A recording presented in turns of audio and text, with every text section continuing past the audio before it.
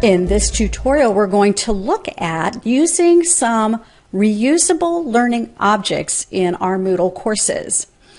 Now, what is a reusable learning object? Well, it's a learning resource that can be modified and reused as needed in any course. We have created a few right here. Now, these aren't complete, but they're ideas of what a reusable object might be.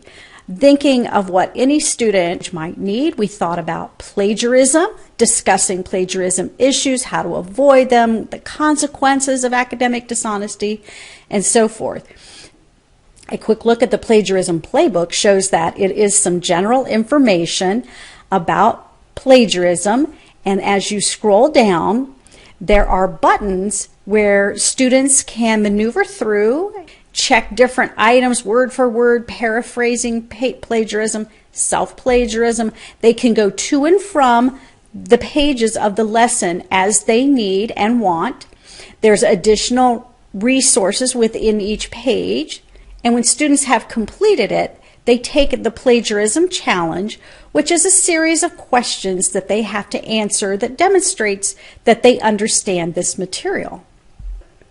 Another reusable learning object might be something like citing sources. So many students have to cite sources in discussion forums and in research papers and whatnot, that this might be a way of how to teach them how to properly cite their sources. Again, they would go through it.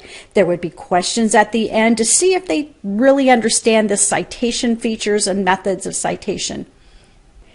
And yet another one might be using Boolean logic to do their internet searches. So students could go through this, understand a little bit more about the Boolean operators, have some questions where they do some searches or list a search and see if it's written correctly, but they would be assessed at the end or even throughout to see if they understand the concept of Boolean searches.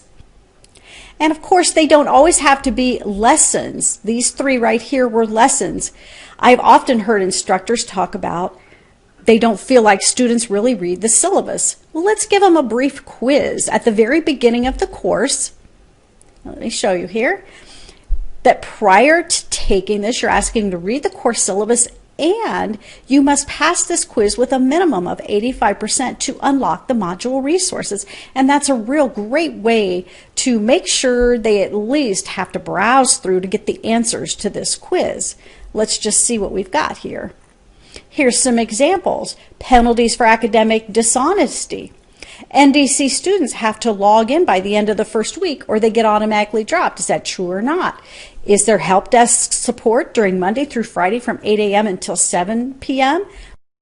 Check all items of academic dishonesty. And all of these things are listed in the syllabus. Now, if an instructor wants to use the syllabus quiz, they can take it from this repository, have it copied to their course, and then the instructor can modify it with additional course-related or instructor-related items that are in the syllabus, such as the calendar and presentation during week 7 or whatever it might be.